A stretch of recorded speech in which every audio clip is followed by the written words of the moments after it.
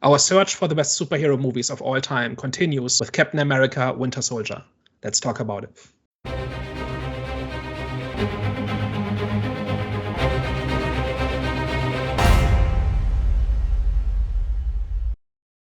Hello, everyone. Welcome back. We are back, the Eye of the Storm podcast. Today's Monday. Today's Superhero Hall of Fame Day.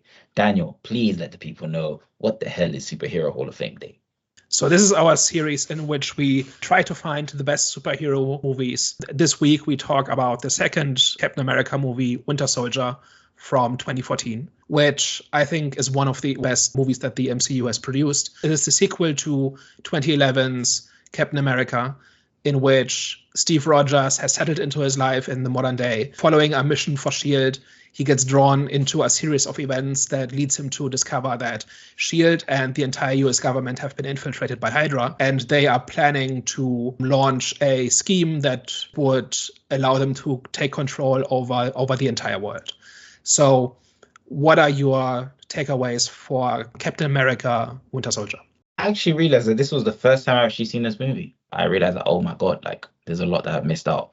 So I need to kind of do a recap. But in terms of this movie, this was the first time I saw it. So it was definitely a good new experience. I think I prefer this one than the first Avenger ones, just slightly more. The only reason I say that is because I think the action scenes in this one was like really good, really, really good.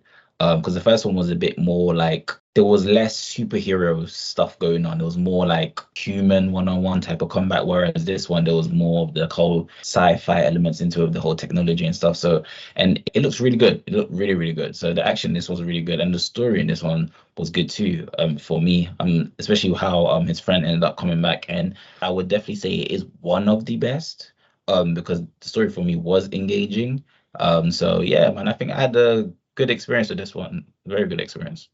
For me, this is top 3 MCU movies, like period, hands down. This is the one that made me kind of pay attention a little bit more to Captain America and actually made me sort of appreciate him as a superhero. I think Jonathan touched on, the action in this. Like the action in this is just like perfect, especially the opening scene when you get to see Captain America, who sort of kind of been in training a little bit longer, has like better grips with sort of his shield, and like how he can kind of like use it in sort of more creative ways and stuff like that. And you have like a great sort of one-on-one fight with him and like the guy's name begins with B or something like that. But you have like a great like one-on-one fight, and you're just kind of like properly showcasing that.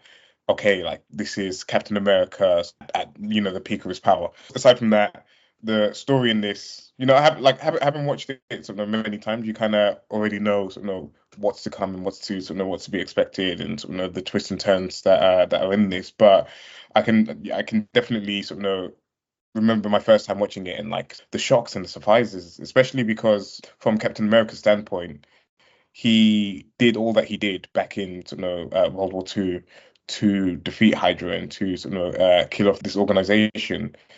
And then obviously ended up in the ice for 75 years, only just to come back many years later to see that not only are they still fully functioning, but they're deeply sort of seeded in all these different organizations that he thought were sort of doing good, and he thought that were there to sort of protect the people. But you've got this like deep kind of like dark secret of like all these operatives that are have infiltrated and stuff like that. So it was like quite good to sort of experience that. And then again, of course, his relationship and his like dynamic with Bucky, which whilst I kind of like it in this movie, and this is kind of like moving on to like movies afterwards, it kind of like loses itself for me in like later movies, but in this particular movie, it's sort of done well. The realization that his best friend, who he thought died, is still alive and has been sort of brainwashed and has been programmed to sort of be this killing machine, and he has to use his strengths, like not his like physical strengths, but his like emotional and sort of compassion strengths to try to sort of save his friend from sort of what he's become. All in all, for me, this is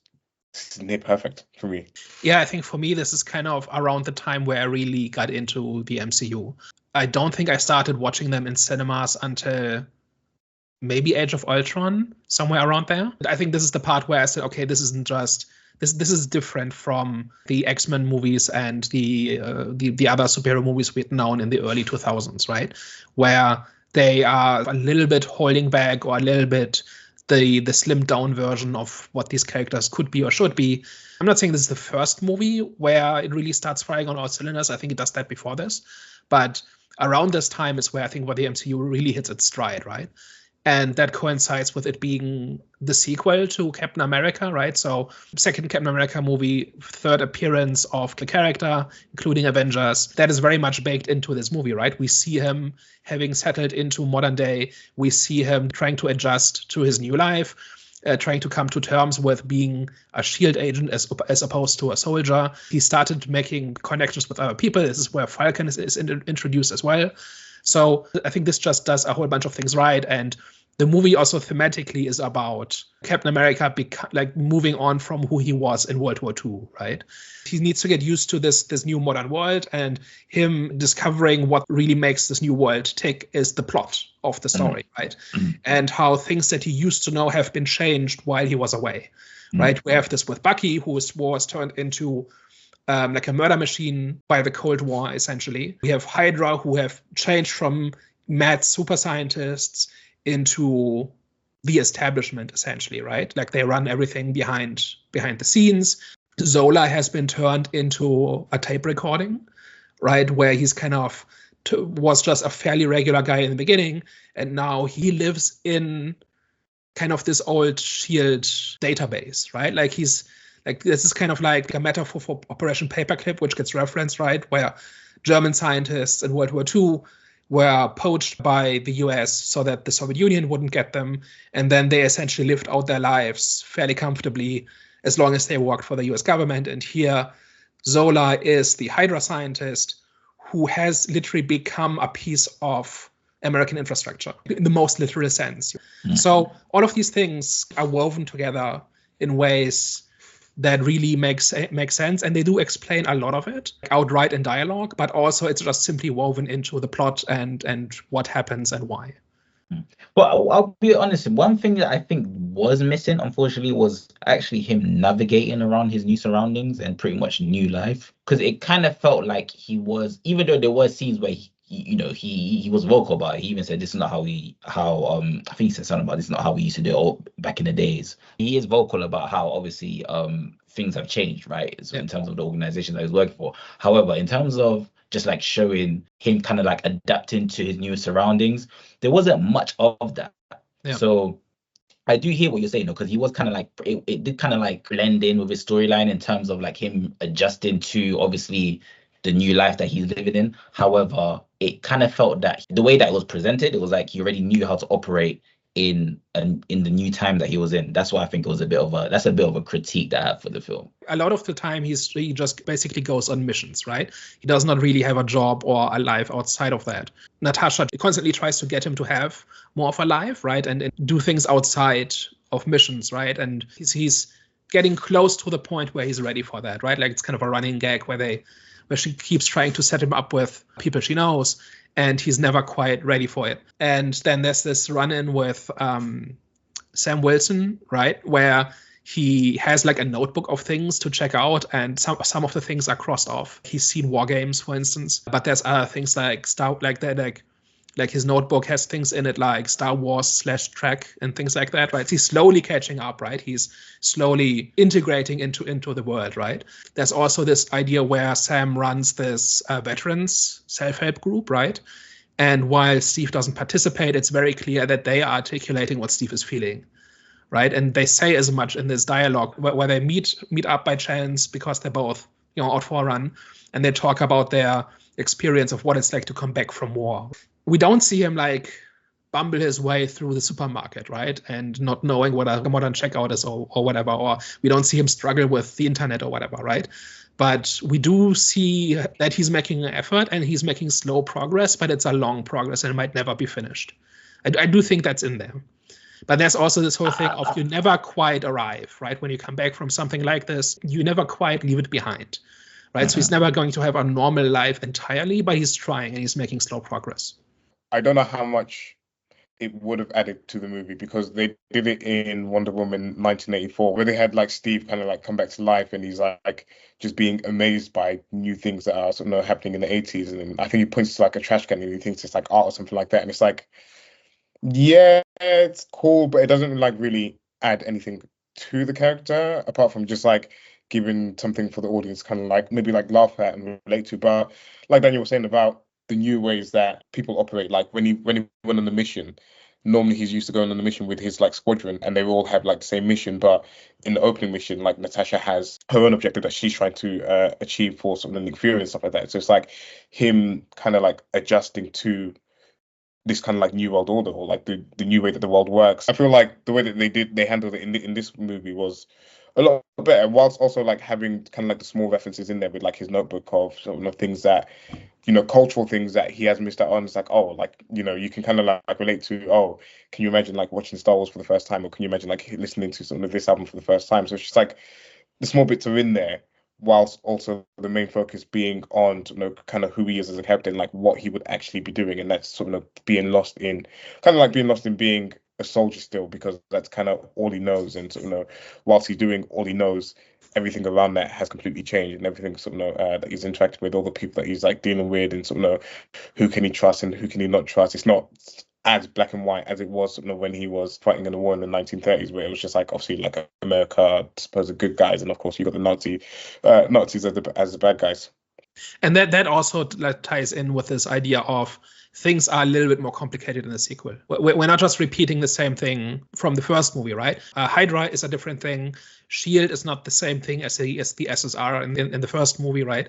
The world is not the same. It's all just different, right? And he doesn't reject anything outright, but it's very clear that he's got everything at arm's length, right? He's still a stranger in a strange land in a way, and that strange land is our world, right? So it's a very clear progression, but it's not like this one big thing, right, where like he's stumped by, I don't know, an ATM or something. It's like woven into every interaction he has, I think. I do think it does appear in a whole bunch of different things, and in true superhero fashion, it's even reflected in his costume, right? The colors are more modern and more sleek, but also more subdued. Like the colors are darker, and it's more of a military outfit than like it was a military outfit in the first movie too. But here it looks more like a special, like something like special forces wear or something. And it's not his uniform anymore, right? He doesn't wear like until the end where he puts on the old costume. He doesn't wear the American flag anymore as a symbol, right? I think that is something that is kind of neat. Like I need a little detail about this as well, and that is then reflected at the moment where he rejects SHIELD. That's why he puts on his old uniform again, which is not exactly subtle, but it works, right? Like, and you visually see where he is at. And I think that is one of the things you can do with a superhero movie, where the character's costume is a reflection of who they are and why they do things the way they do. And one thing I caught this time rewatching it was that when he escapes from the SHIELD facility, right, after SHIELD has essentially exposed itself in terms of what their scheme is, he escapes on a motorcycle and then goes into hand-to-hand combat with a Quinjet and wins, right? Which I think is a great sequence, but it really mirrored what he was doing in the first movie, right? I think the motorcycle was a callback to how he did things in World War I, right? It just visually it was a reminder of that, and that he was kind of going rogue once again going rogue for Bucky, right? And to do the right thing when the system doesn't want him to, going off on his own on a motorcycle, which is something you have to do alone, right? The motorcycle is a symbol of freedom and of doing things on your own and on your own terms and so on. And I don't think it's coincidence that he escapes the SHIELD facility on a motorcycle. It's just what I'm saying, right? So there's lots of little things woven throughout this movie where like it's not the most involved metaphor of ever or anything like that, but it's all like in support of not just where the story is, but where he is as a person. That's a very good catch.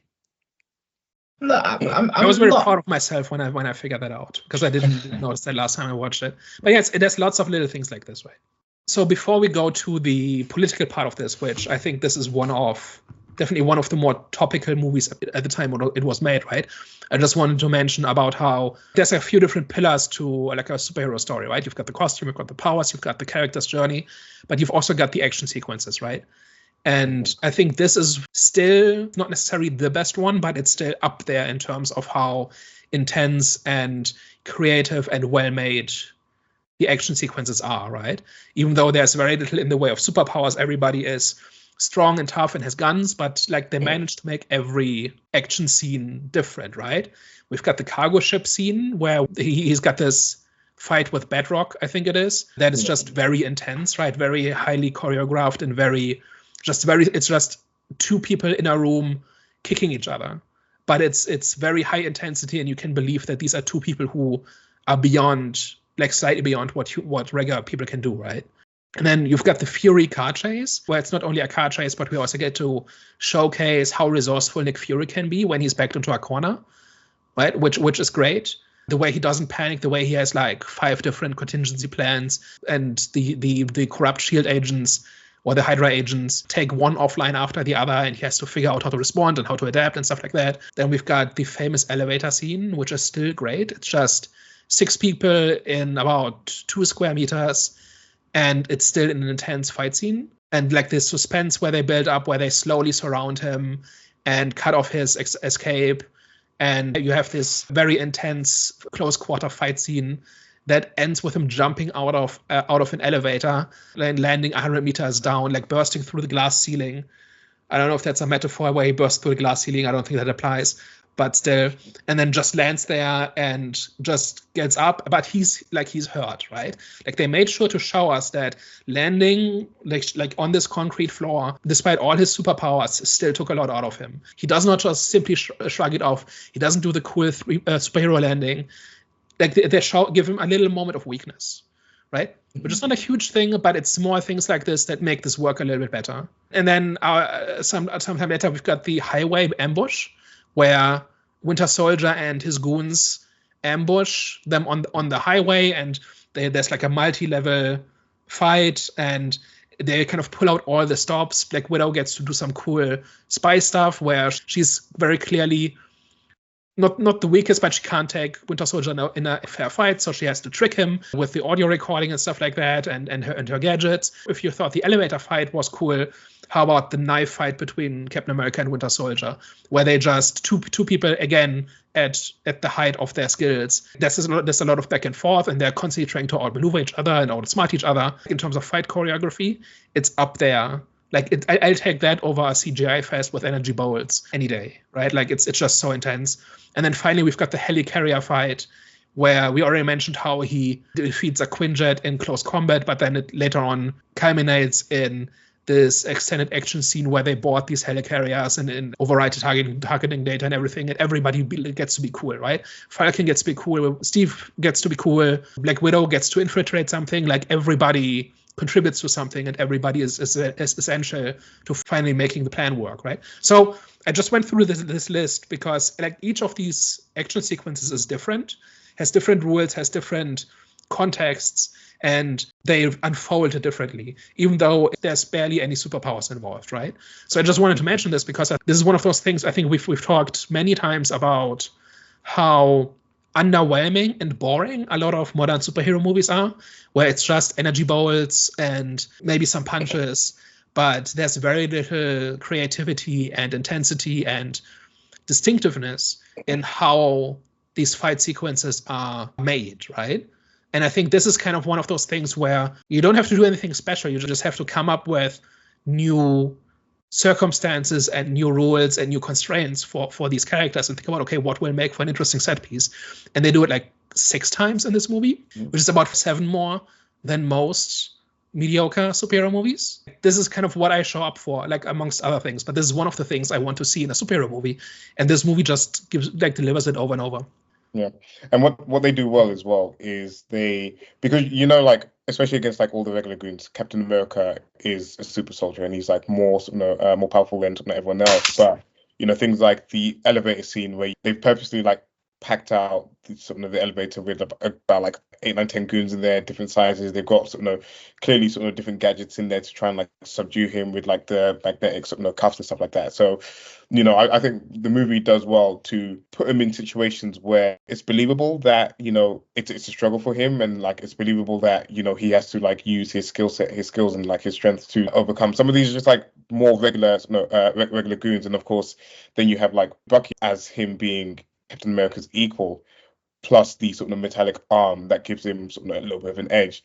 I feel like what this movie does is they really like showcase why sort of the metal arm, and I feel like the rest of the movies that Bucky appears in doesn't really do this as well, but like kind of showcases why the metal arm is like a trademark of his character. Sort of firstly when he's catching the shield, when sort of Captain America throws it at him, and he's like the first person that we've seen that actually has been able to maybe like catch the shield or sort of kind of block it in any type of way. And even like the knife fight scene is like, you feel that intensity and you feel like the power behind him when he's like trying to stab Steve, and he just like has that extra little bit of strength, and obviously like Steve has to move out of the way so that the knife hits the car and not him and stuff like that. And they just kind of like do a good job of just showing his raw power. And he has like, I have to mention, he has like the coldest entrance as well, because like after Nick Fury is being ran down throughout the whole city, you then have Bucky who just appears, and it doesn't completely make sense why he would be just like on that street and waiting for Nick Fury there, but nonetheless, it's like a really cool shot of just like him just like firing off this disc and sort of completely like immobilizing this Nick Fury's vehicle. And just like throughout the whole movie, you understand that he's a threat and he's a problem, and you can't just go up against him something like kind of like hand-to-hand combat. Like you have to be a little bit more clever, and you have to like fight him in different ways, because he's not just like Steve's equal in terms of like both having super soldiers too. And it was just like great to experience that again. But the knife fight scene you guys are referring is in the street, right? Where yeah, that scene for me, that was actually the best for me, because I think it had a bit of everything in terms of like a build up of emotion, a build up of momentum, and a build up of anxiety, because you're just waiting for a lot to actually happen in terms of like his identity, in terms of waiting to see who's gonna win, and just in terms of to see like what the outcome's going to be. So there was a lot that in that scene which was really good, and the choreography as well was really, really good. I was expecting, because sometimes with choreography, like you can see in the choreography how it's fake, like it looks kind of like WWE-ish with the new Marvel movies, but with this one, of course it's fake, but it still had a bit more, it still looked more realer than what we're seeing now. So I could tell that they spent a lot of time with this one, especially his knife work. Like I'm saying, what he was doing with the knives, I was like, yo, these must have been training for months when it comes to this scene. That is kind of what sets apart, like never mind superhero movies, just good action movies from mediocre ones, right? When there's actually thought and work, and you can imagine that they spent weeks practicing this, and that's really showcased here, right? Because it doesn't just happen once, it happens over and over. So this movie is one of the MCU's more political ones, right? In terms of its plot, its theme, and everything. So do you guys know what a Winter Soldier is? I actually don't know. No. So it's got two meanings. One is that a summer soldier is somebody who is only patriotic when it's easy, when your team is winning. So a Winter Soldier, conversely, then is somebody who is patriotic when it's difficult, right? When it's not the easy or convenient thing to do, which is what Captain America does, not just in this movie, but in every movie, right? He always takes a difficult path. Also, there was a Winter Soldier committee in the 70s, where veterans from the Vietnam War got together and made the war crimes they had committed public, because the media and the government didn't want to talk about it. So that's this whole idea of bringing like the dark side of government and war and espionage and all of that kind of to the forefront, which is also what happens on multiple levels in this movie, right? And this was made in 2014, which is when the war on terror was in full swing, and like surveillance and civil rights and things like that, and government overreach and all of these things were on people's minds, right? And in that context, a movie comes out in which the government is putting flying aircraft carriers in the sky to shoot anybody who might threaten them in the future based on an algorithm, right? And the people who are doing that are the ones who are supposed to protect us. There's something there, right? Yeah, for sure. For sure, there's something there, and like you said, it's very fitting for for the time that it came out. Is that something that people resonated with though? Is that something that they clocked? That's what I was like. Yeah, because I was thinking that, because like obviously I was like maybe like 18 or something like at the time. Probably wasn't too into the political like landscape at the time to kind of like fully understand what was going on in that time. So it's like, how would that have been received? Because you said you didn't watch this in cinema, so I'm guessing you watched it maybe like a year or so later or something like that. Maybe look a little bit more out of context as to what was going on. But like, how was that received or played?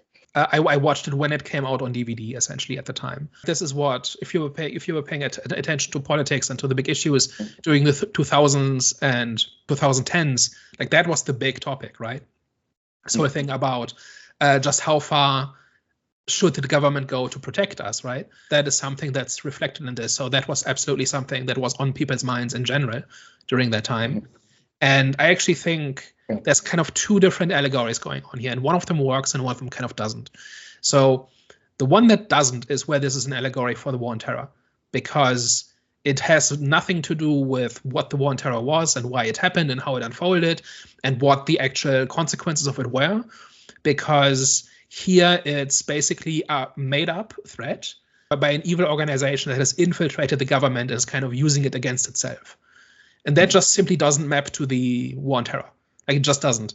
If you want to kind of learn about what that was and how it happened and why, the last thing you should do is watch Winter Soldier, because it just simply doesn't map to each other. It's got some very superficial similarities, right? You've got the drone strikes, which are the like Project Insight in this one, right? Death from above, right? Because the government has decided you are a threat, things like that. The government lying to people about who is threatening them, things like that. I just think if you like, I don't want to really go into the nuts and bolts of this, but just I don't think that allegory works at all. What does work in this is that like there's a separate allegory here that I think is not as obvious, but that works a lot better, which is that like Captain America, like especially as portrayed in the MCU, is basically what America wants to be, right? They're the plucky underdog who takes on the evil empires and makes the world a better place just by existing, right? That's what Captain America is about, right? And then that's kind of what kind of plays out in the first Avenger. And then now he's in the real world, right? In our times, right? And now different characters, I think, represent different variations of that idea, right? So, for example, Bucky is started out as the same thing as Steve Rogers, but he lived through the Cold War and like the last 60 years of history, and it's turned him into a monster, right? That is devoid of humanity. You've got a Black Widow is the defector who joined SHIELD because she thought they were the good guys and has to realize at minimum it's a little bit more complicated, right?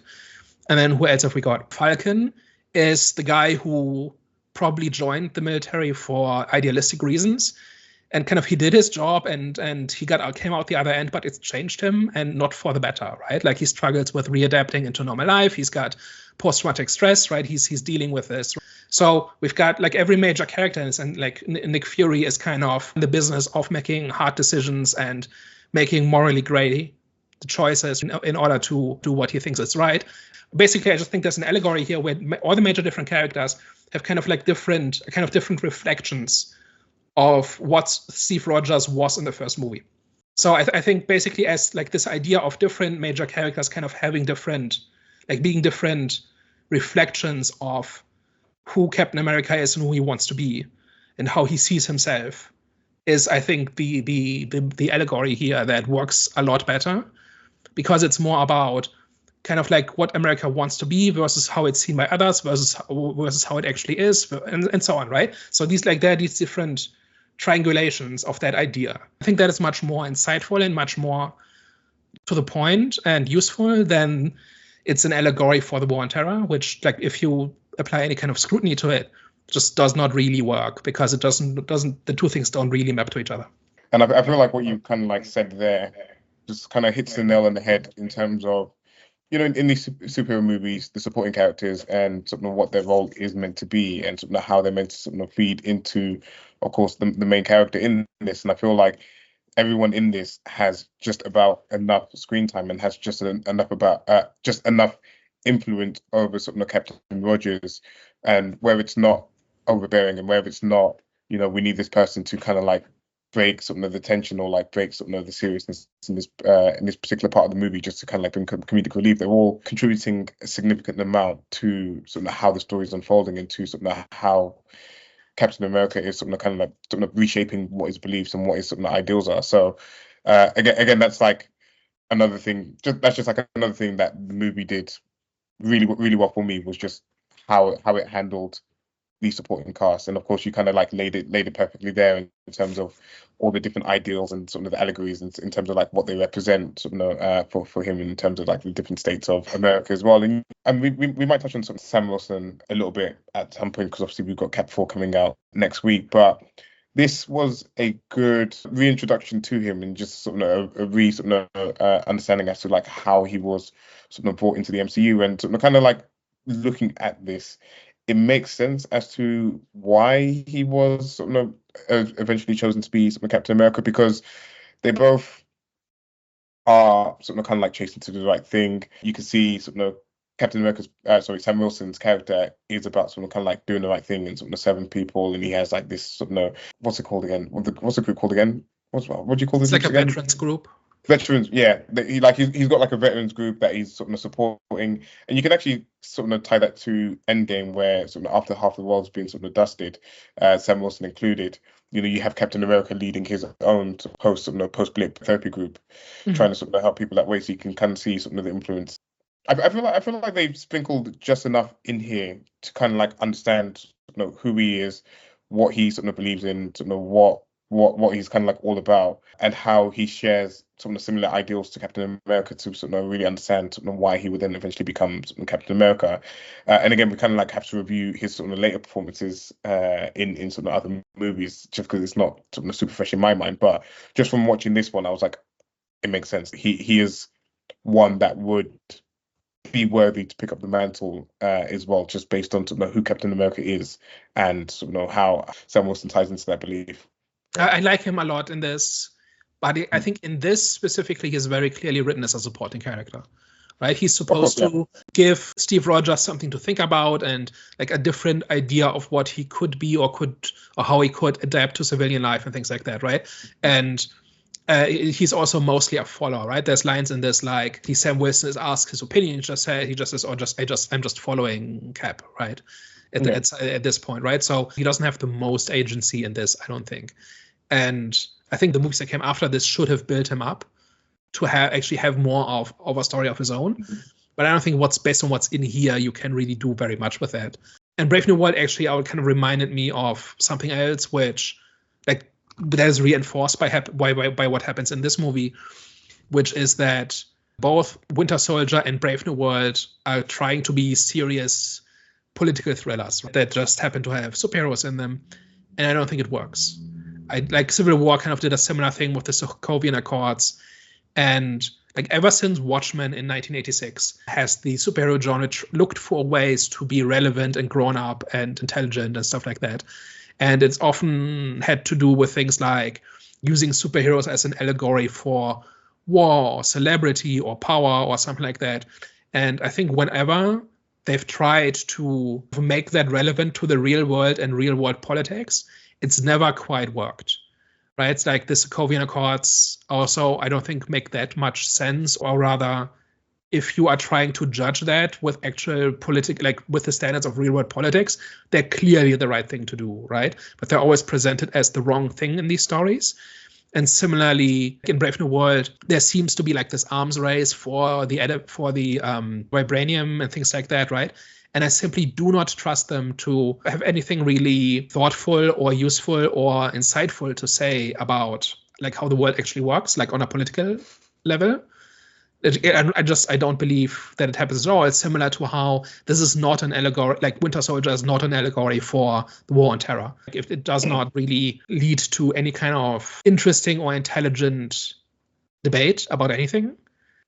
And I don't think it's impossible necessarily, but it just hasn't really happened. And that is why I think the superhero genre is much better at morality writ large, as in terms of what is heroism and what is the right thing to do in a given situation, things like that, as opposed to dealing with actual like serious topics. I was going to bring it back to the Sokovian Accords actually, because I thought they handled that, and this is having watched the movie a couple of years back, but I thought they kind of like did a good job of something kind of like pitching both sides of the argument in that movie in terms of of course, like, what do you do in a situation where someone needs your help, but you're not permitted to go and help, and like especially like for someone that is that has the ideals of Captain America, it's like he always wants to do the right thing, and he would only see that as like a blocker. And obviously, we've seen him go rogue in a number of movies already to sort of go and do the right thing, and that's how he really became sort of who he was by not following orders and sort of doing what he wanted to do. And then on the flip side, you had Iron Man, who had seen the realities of some of the things that he had done and some of the realities of things that he had created himself, because obviously he was like a weapons manufacturer, and he's like, of course, we need to be kept in check and this and the other. And I'm just like, for me, it was like an interesting kind of like back and forth as to what do you do in a situation where you have these extreme like weapons of mass, like they're basically like weapons of mass destruction, these superheroes, and like how do you best use them, and where do you kind of like use them, and this and the other. And how do you keep them accountable? And like in the real world, when states use violence, on some level they're accountable, right? Because at some point they answer to voters or courts or whatever.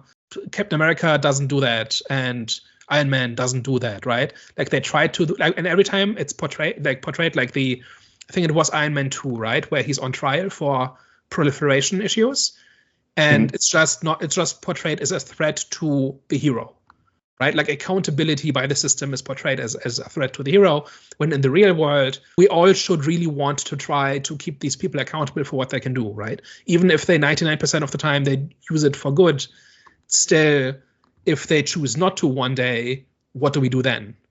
Right? And that's especially true for characters like Thor or Vision, or like the amount of damage Captain America can do is probably pretty limited. But like what happens if Thor decides a group of people need to die, or an organization needs to be destroyed? What then? Are they not accountable to any laws? Are they not accountable to any courts or anything? And if they are, how? Because at some point you have to, like, they're not going to be nice about it every time, right? So, but every time, like, superhero stories have tried to wade into these topics, I don't think it's quite worked, because, like, the attempt to regulate what the heroes do and hold them accountable is always presented as a threat, as a spoil sport, or even as a sinister agenda. Brave New World seems to be going in the same direction, right? Where the US government is trying to make Captain America, like, integrate him into just the regular military, right?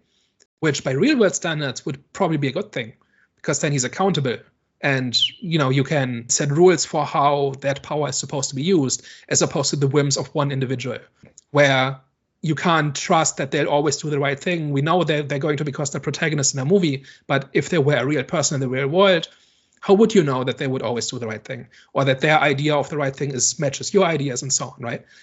So for that reason, I've never really seen a treatment of that kind of whole topic that was actually justified, because it would basically mean that superheroes are the worst thing to ever happen to the world. And nobody who shows up for a superhero movie wants that to be the case, right? We all want to see noble people use their power to make the world a better place, right? And to stand up to the evil and stuff like that. It doesn't map to real world politics, is what I'm saying. Also, it's a movie, you give it a little bit of grace, but yeah. Yeah, no, but if the claim is we are using this medium to talk about big important issues, then you can apply the standard of how does this stack up against real world logic and ethics and things like that. And when you do that, superheroes don't look very good.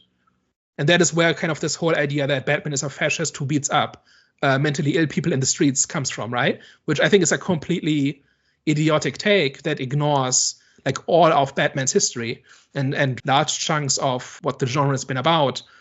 But it kind of does apply if it's a guy who puts on a costume and punishes bad people with violence, right? That would in fact be a problem. It wouldn't be fascist exactly, because fascism is something different, but it would be a problem, right?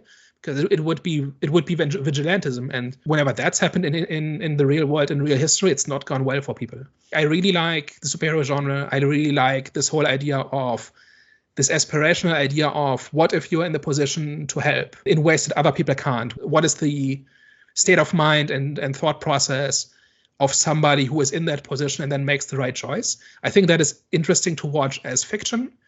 But once you kind of wade into this idea of we are making serious comments or offering serious insight into serious issues, then the rules change, I think. That's a losing battle for superheroes. Yeah. But is there a difference between using real life to inspire art and using art to sort of kind of comment on sort of what's happening in the world, because like I understand obviously what you're saying about the relationship between sort of the Winter Soldier and sort of the War on Terror at the time, but could it be a case that they're just sort of using that as, okay, this would be an interesting kind of like angle for a story to sort of to tell in sort of this particular setting or whatever like that, without necessarily having to sort of 100% relate it to the real world and sort of pose those questions that would need to be answered in sort of the real world. It's just more, okay, I can imagine, what would Captain America be like in this particular sort of setting, and how do we tell a story around that without necessarily going into too much of the nitty gritty. So I don't know, what's your kind of like thoughts on that? I think Winter Soldier is interesting as a dark mirror for Captain America, right? So this is what could have happened if he hadn't done what he did, right? Because he essentially became a tool of the bad guys, right? And he completely lost all agency, and he's brainwashed, and he's locked away in a cage when he's not being needed. He's referred to as the asset and things like that. And this is the exact opposite of what Steve Rogers did after he got his powers, right? They tried to use him for their benefit, like in that particular case, to sell to sell war bonds to fight Nazi Germany, which is happens to be a good cause. But what happens if it hadn't been, right? Steve Rogers has always been about trying to do the right thing in the moment based on how he sees it, and that means helping people when they need help. I think it's interesting to confront him with a character who went down the other path. And I think it works on that level. One level on which it doesn't work is like at the end when Black Widow just releases all of the spy secrets, right?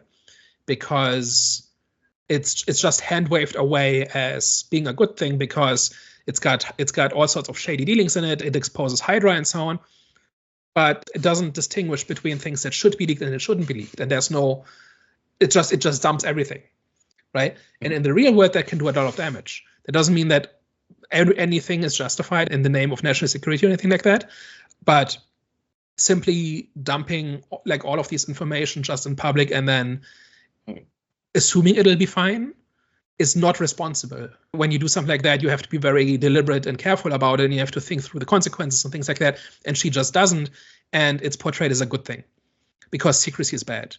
And that is kind of what I mean by, if you apply real world logic to this, it does not hold up because she is not the hero in this. And she outright says, like, this is actually making my point, right? In the end, she actually says, you're not going to lock us up because you need us.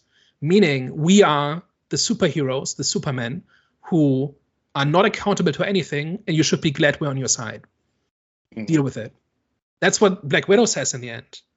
And it's portrayed as a good thing. And I don't like, if we apply real world standards to this, it's not.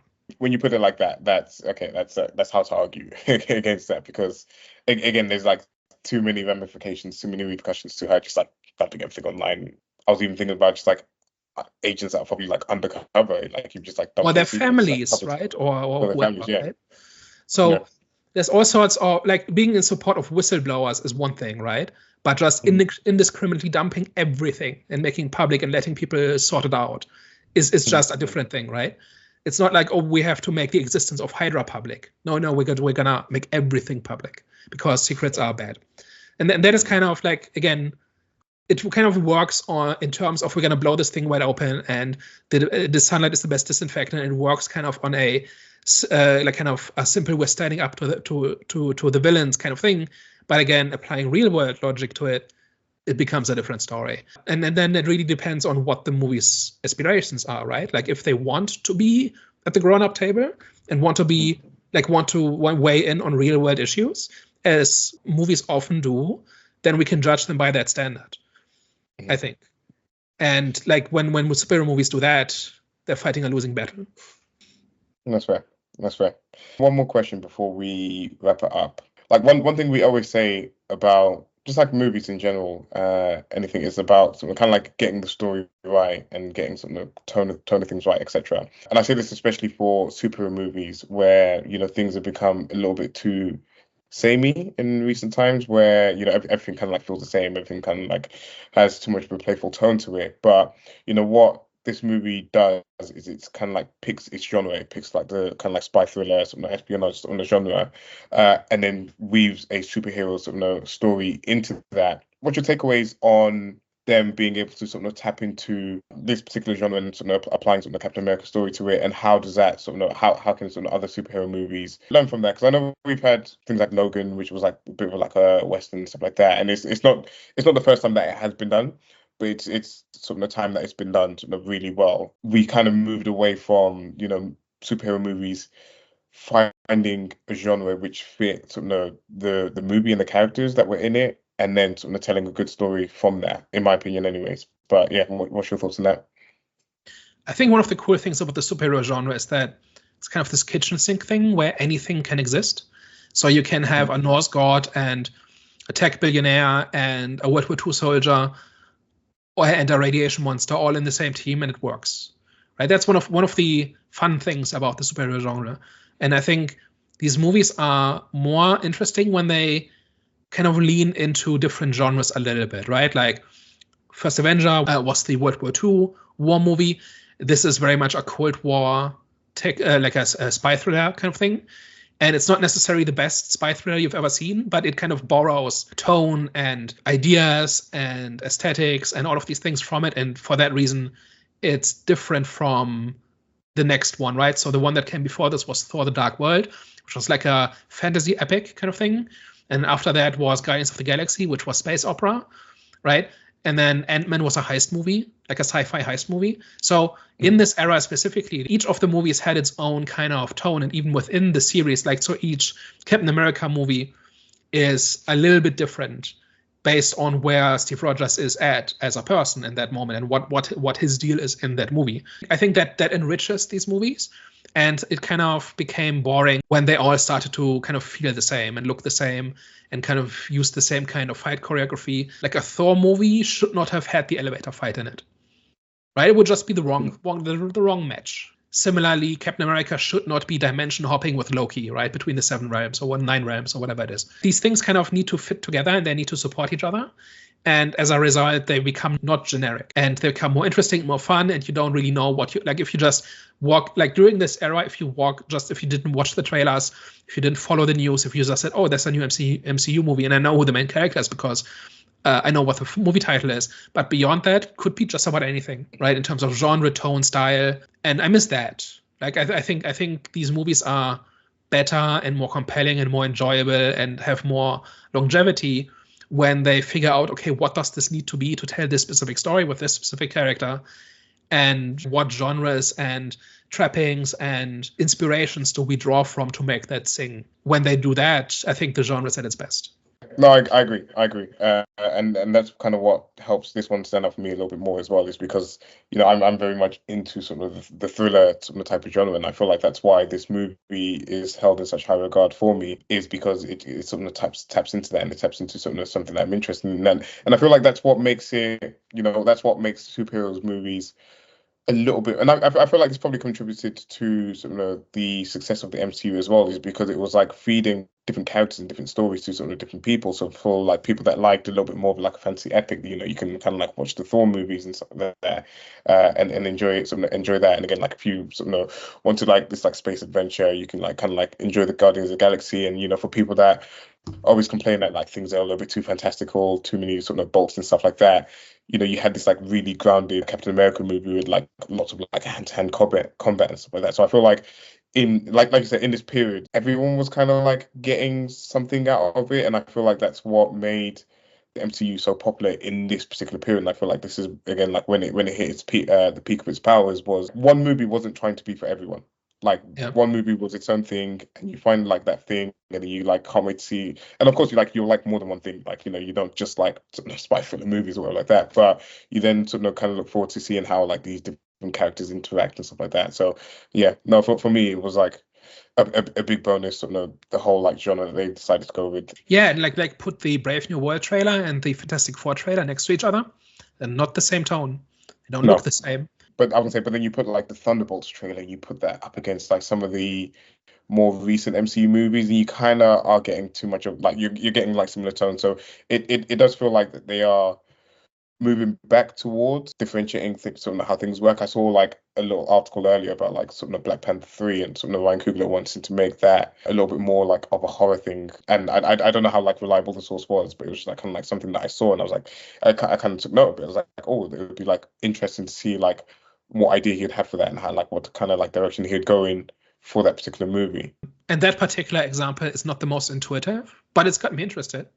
Right? Yeah. It's not gonna be the exact same as every other Phase 4 movie, right? If that's what they do. But yeah, at least it looks like they're trying, right? Or at least they were taking a couple of steps in that direction. All right, to wrap up, the big question of this video is Captain America Winter Soldier a good superhero movie? And would you recommend it to somebody who needs to be convinced that superhero movies have something going for them? I think it's one of those superhero movies which you can definitely like see yourself in. Well, I mean, in terms of like both movies put together, because of like just the realism aspect of things is like not an over exaggerated character, and this one as well. So it's got a bit of both. So it's got basically this movie has things that's missing from the first movie in terms of like the whole extravagant aspect of things, and in terms of like the whole adventurous side of things. In terms of like the choreography is more out there, is more like there's just more happening.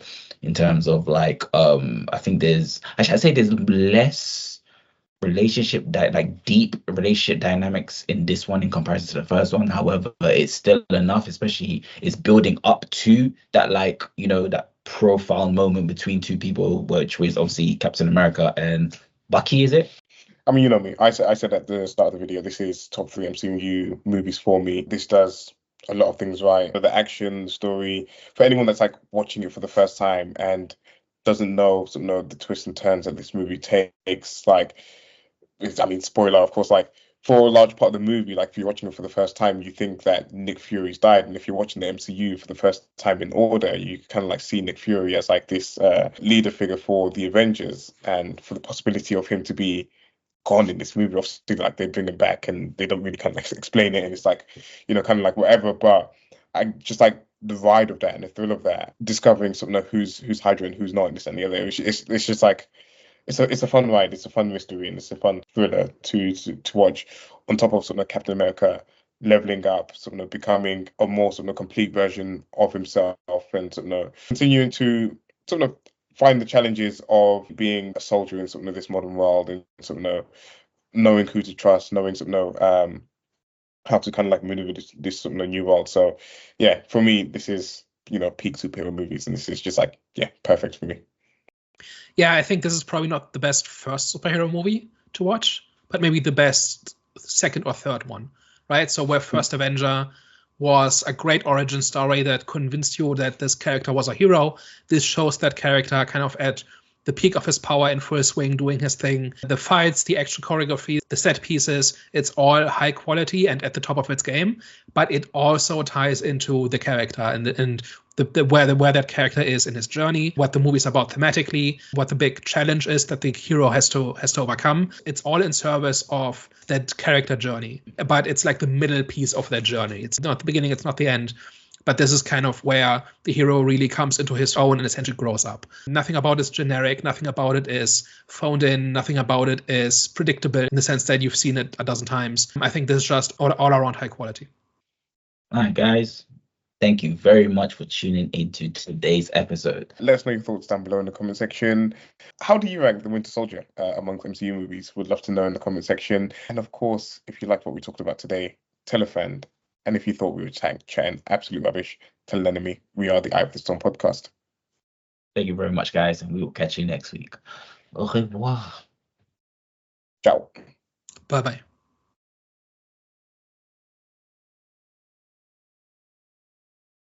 So the mid-credit scene reveals that Hydra has survived, and actually the Hydra we saw was just one branch, and probably not the most important one. It's revealed that they have Loki's scepter, and it reveals that they have been using it to create mutants, right? So specifically Scarlet Witch. I think that is where that character was introduced, who would become important in Age of Ultron. So to me, like, this is a really effective mid-credit scene because it introduces a bunch of different things, and it makes you curious for what comes next, right? You wanna see, okay, what will the new Hydra look like? What will they do with the scepter? Like, why are they creating superhumans? So I think in terms of being a teaser that makes you interested in what comes next, I think this is a really good after credit scene. I think it's elevated by if you know who the characters are in this, like Quicksilver and Scarlet Witch. I remember actually watching it the first time, like it came out, and obviously I didn't know at the time like who they were, and it was a bit like, okay, cool, whatever. But seeing Scarlet Witch for the first time, kind of like playing with the blocks and like her powers and stuff like that, I was like, oh, like if I'd known at the time, like this would have been like really exciting, like to see someone like her come from the comic books into into the Marvel movies. Like I said, it's a great teaser of what's to come and how weird things can get. Yeah, and one Strucker, I think is his name. He's also from the comics. The scepter is significant if you saw Avengers. If this was your first MCU movie, this whole thing, I don't think they say cut off one head and two new will rise. I don't think they use that slogan in this movie. It demonstrates this idea, right? They've just decapitated Hydra, and there's another one, under the surface, and they are escalating, right? Previously, in this movie, they've not fought anybody really with superpowers, right? Bucky is kind of borderline in the sense of being a super soldier, but everybody else is just a special forces person. And now we are creating superhumans. And the more you know, the more context you have for everything, but nothing is essential to understand it. I think that's a good way of doing it, and I think that's effective. Because nobody is fully left out. The more invested you are, the more you get out of this.